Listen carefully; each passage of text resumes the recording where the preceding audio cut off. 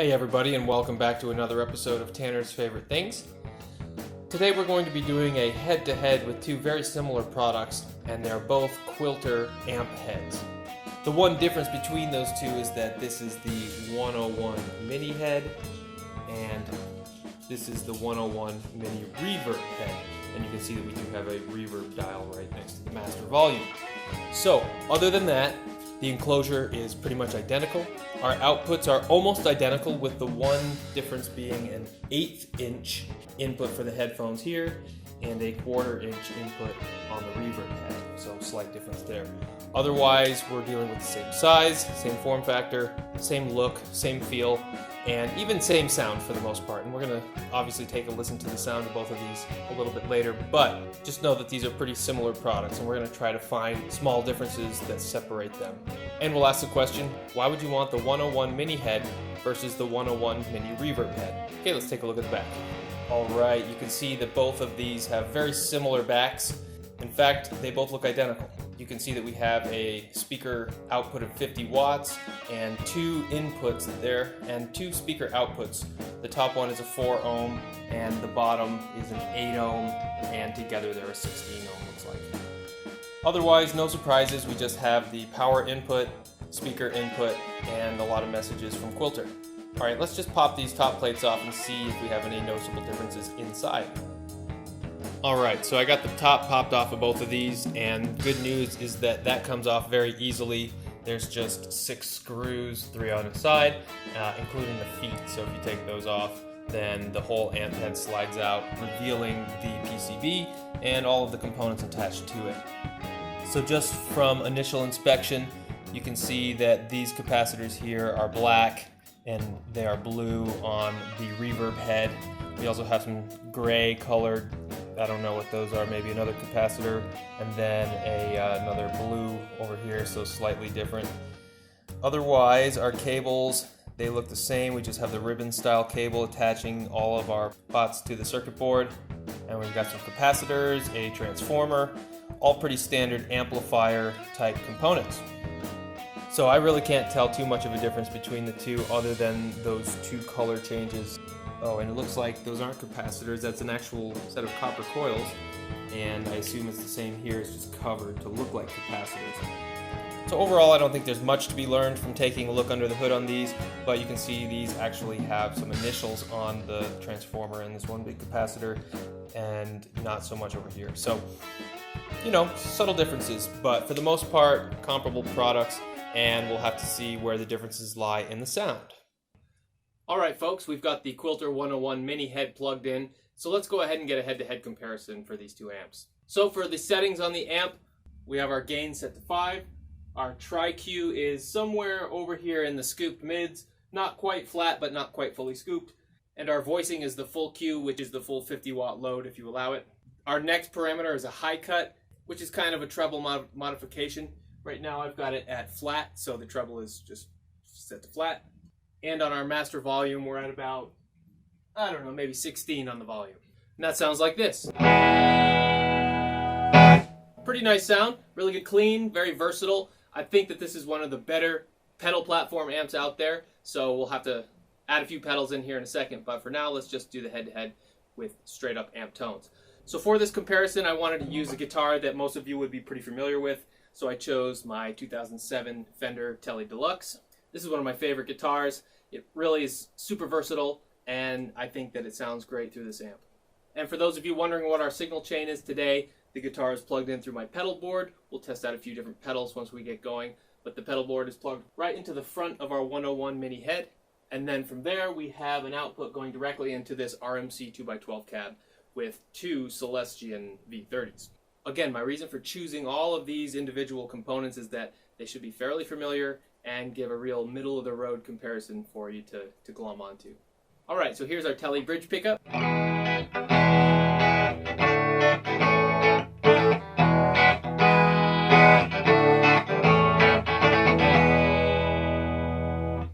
Just for kicks, let's go over to the bridge. A lot warmer in the bridge.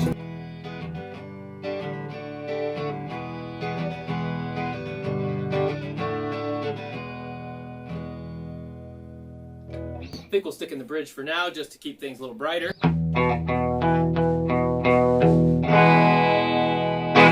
So, pretty good. Nice sound. Let's go ahead and mess around with these EQ settings just while we got it plugged in. So right now we are in sort of scoop.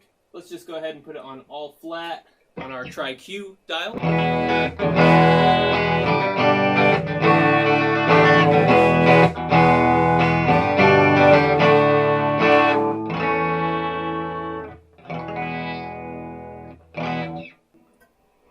Here is the bass scoop.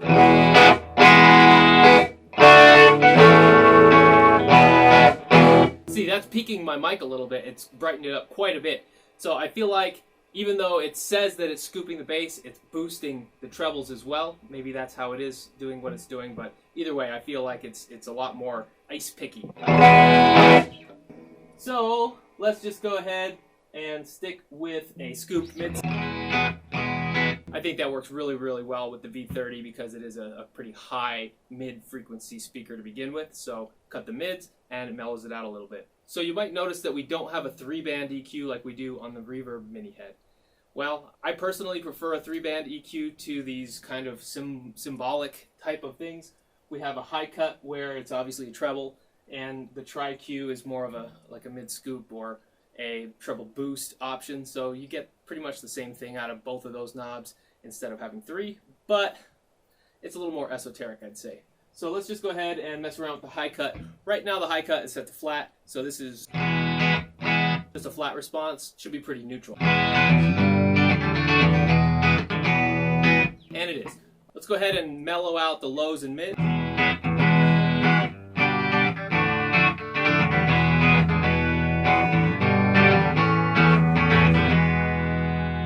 Not too different. Let's go all the way to our low cut.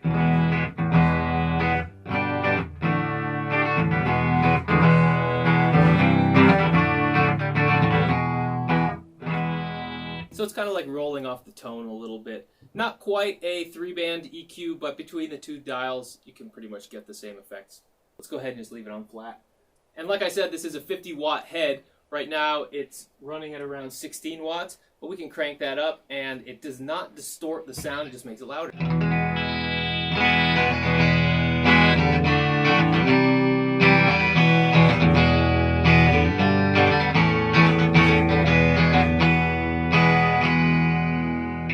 So really nice range of volume and dynamics there. I find the sweet spot is between the 10 and 20 on the dial. That gives you enough oomph so where you can really feel the sound as well as not deafen yourself. So that's not all the sounds that you can get out of this Quilter 101 Mini Head. There's also another selector that allows you to select the voicing, and right now it's on the full Q, which means full wide open basically is how I interpret it. And then we have a tweed sound, a jazz sound, a surf sound. It seems like a little antiquated to have a surf sound on an amp these days, but hey, there it is. And then the last one is lead. And I've really messed around with these quite a bit, and what I can tell you is that it is similar to rolling off the tone on a guitar, I'd say. It does not affect the tone too terribly much, other than it makes it a little more rounded or warm or bright, and it's very, very subtle. So let's just run through these real quick. Again, here's full Q. Right, straight down the middle with full volume. Full Q is everything up, no limiters. So let's go ahead and bump down to the tweed setting. This is like a Fender tweed.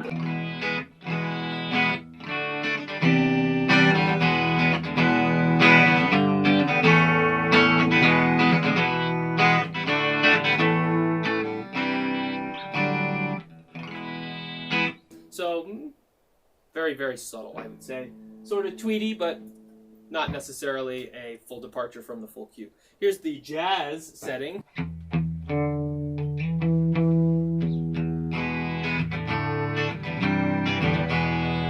think it just makes it a little softer, takes the edge off a little bit.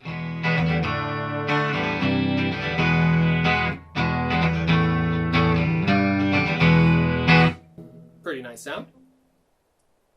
Surf, just for kicks, let's hear what a surf sounds like in 2020.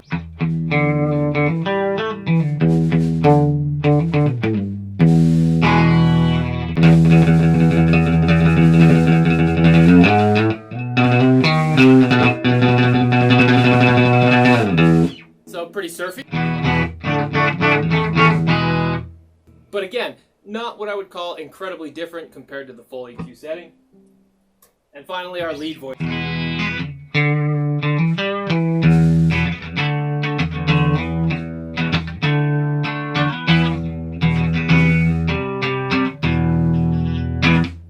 So it doesn't sound like it's that much quieter. It's just a very slightly subtle difference to the sound. Let's go back to full Q, put everything kind of in the middle here. And that's the sound that I usually roll with out of this amp. Just for kicks, let's hear how she sounds with a little bit of gain. You do have to roll back the volume if you add a little gain because obviously it's going to be louder. So the gain on this amp is not what I would call genty, D-J-E-N-T-Y. It is much more of a crunch that you add, similar to like a tube screamer or just a little bit of fuzz that you want to add to your sound. If you get a little too crazy, it just blows all your sound out of the water and sounds crappy. But here it is, right on A.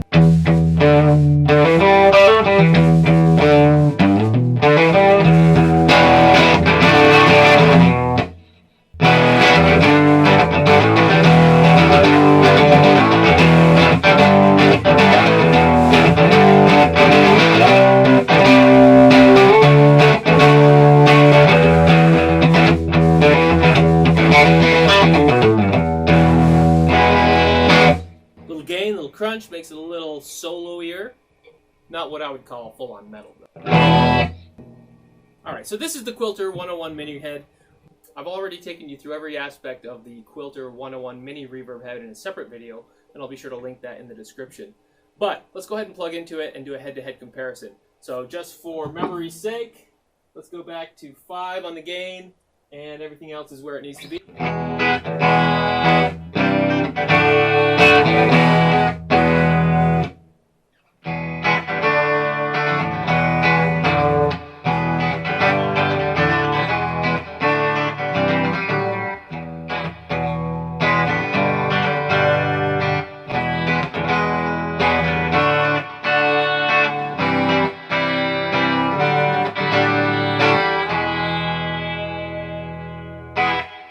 Sounds pretty familiar, only with a little bit of reverb. Imagine that. Let's go ahead and take it down to 0.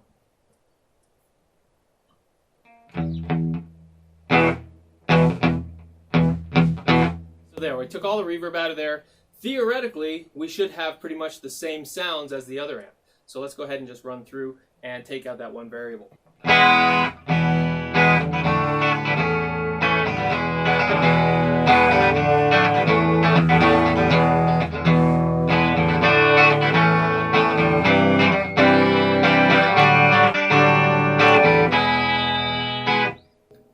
Yeah, I would say it sounds really, really close. I don't think I'll be able to tell the full difference until I have my headset on and I'm really listening to each side by side. But one right after the other, I probably wouldn't be able to tell the difference between the two. Let's see if we can really differentiate these two amps though. Obviously, the reverb adds a tremendous amount of value to this amp from my perspective over the Quilter 101 Mini Head. But that's really only because I don't have a reverb pedal on my pedal board. I have a few different distortions, a phaser, a chorus, a looper. So, you know, I'm running out of space and I don't have a spot for a reverb. So this amp comes in really handy because if I do need a reverb sound, I can just plug it in.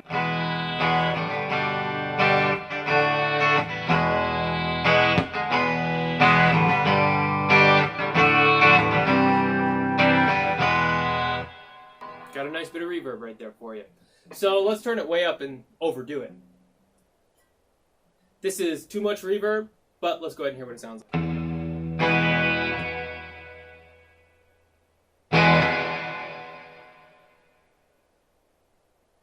Feels like I'm at the Hammersmith Odeon.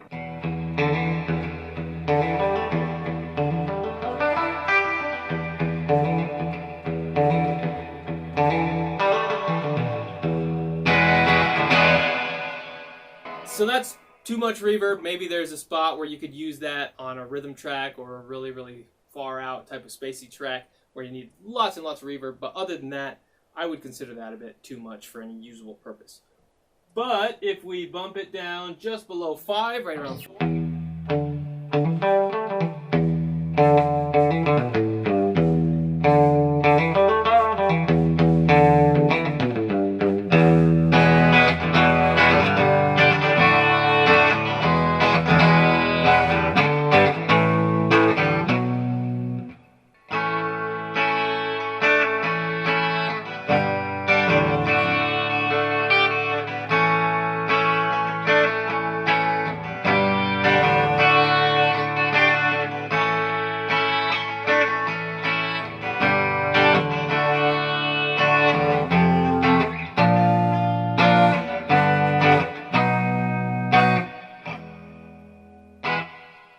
So nice little reverb sound there. What happens when we add gain to this guy?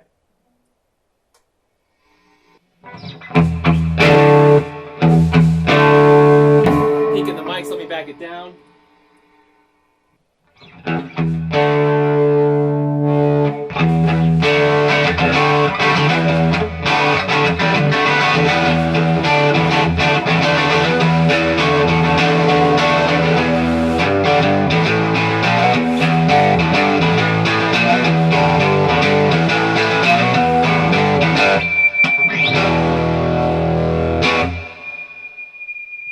Get a little feedback in there, and I would say that that gain sounds just a little bit better, maybe just a hair better on the gain on the other one. Let's just go back to it just real quick and hear full gain versus full gain.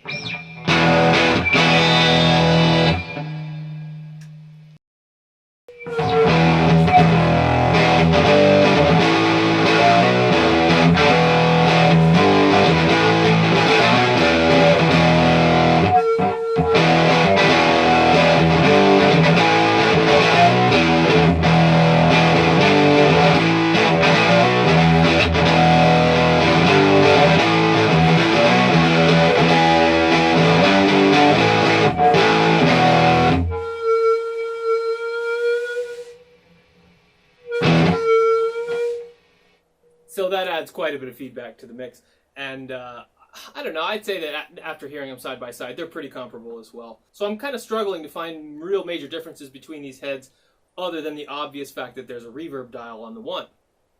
Let's go ahead and hear some pedals just for kicks, and then wrap this up.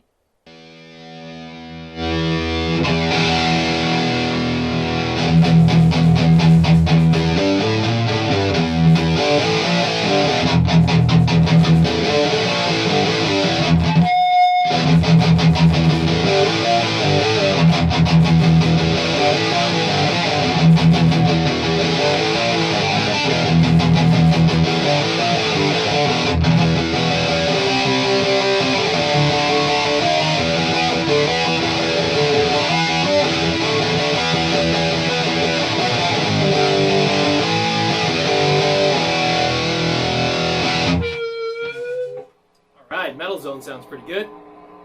The Boss Metal Zone pedal is always my go-to to see if an amp is really going to hold its salt as a pedal platform. Just so you know, the settings on this are gain at 3. We have the master volume somewhere around 30, 33, and it chugs.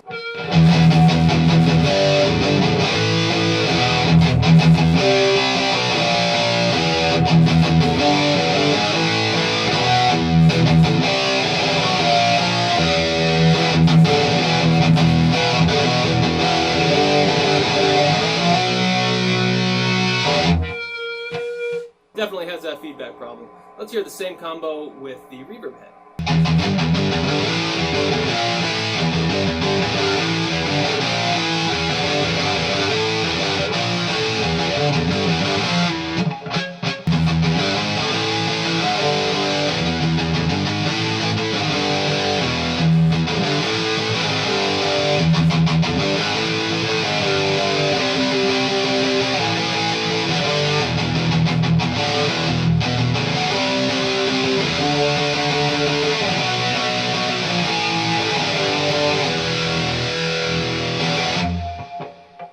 Pretty chuggy, I'd say. Not bad.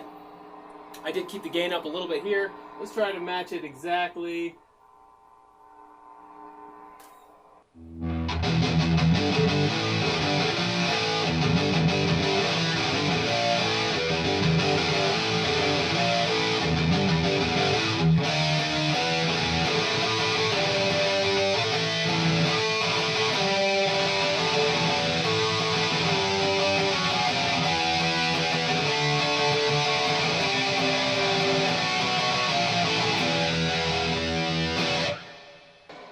I like it with a little bit of reverb. I think it's probably a bit too much.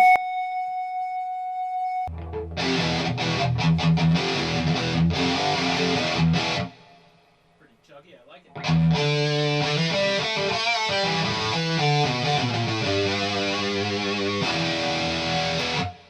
Let's hear what our big muff sounds like. That thing's huge!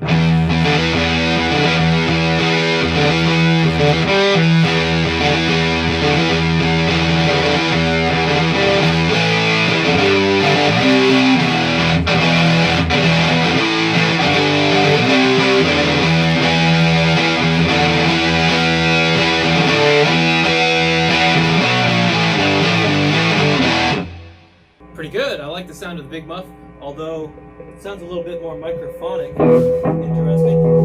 Interesting. Sounds like it's picking up my voice. Let's go ahead and hear it through the other one. That is devastating. That pedal is huge. Way bigger than the metal zone in this application for some reason. Usually not the case. But you learn something new every day.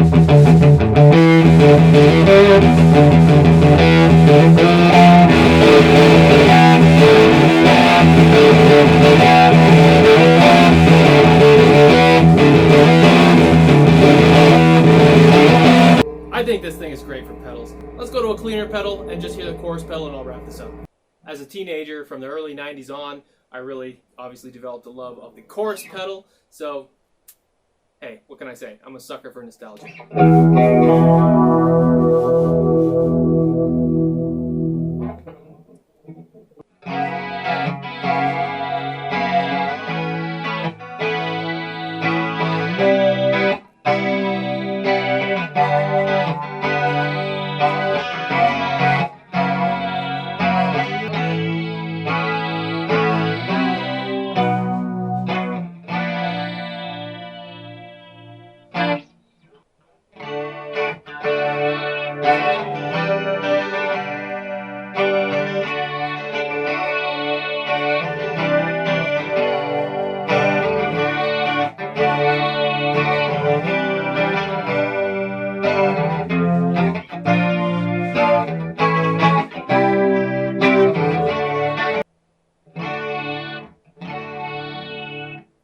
Pretty cool sound. Let's hear it on the other one.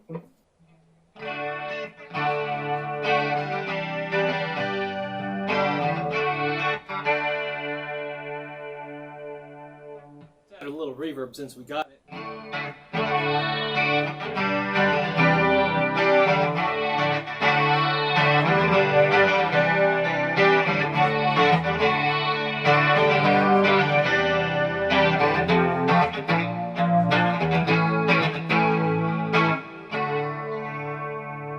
Bad?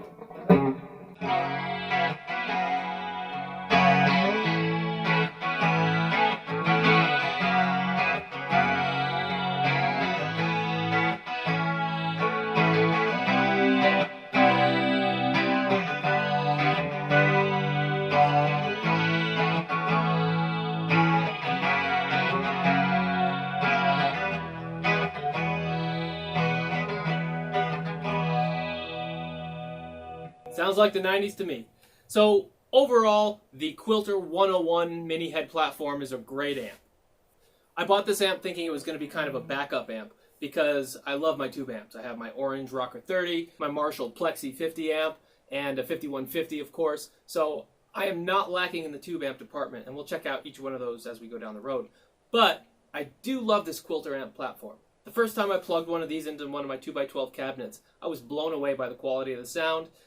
There's no extra bells and whistles to inflate value. It's just what it is. Just a great sounding amp with a few controls and the ability to take it anywhere. So I thought I'd have more differences to observe between these two amp heads. But to be honest, I'd say that they sound pretty identical when you take out that one variable of reverb. Of course, that is what gives that specific amp its value. So if you're looking for an amplifier that does have a reverb unit built in, that's your guy. I think it's the move in any case because you can always dial that reverb all the way out and pretty much have the same exact amp as the 101 Mini Head at the same price. I believe that both of these amps have an MSRP of $299, so you're looking to spend almost $300 on this amp. But is it worth it? Absolutely. For that cost, you have a super versatile platform for your pedals, or just a great sounding clean amp with a little bit of dirty gain that you can add in there if you want. But the final word is that Quilter has an excellent build quality. These things are rock solid, beautifully built, they have a really high-end feel, and they sound great. So let me know if you have any questions about either of these amps or the guitar that I used in this video. Hopefully you got some good information out of this, and if you did, feel free to like and subscribe to the channel. We have lots more coming your way very, very soon. So once again, thanks for watching. I hope to see you on the next one.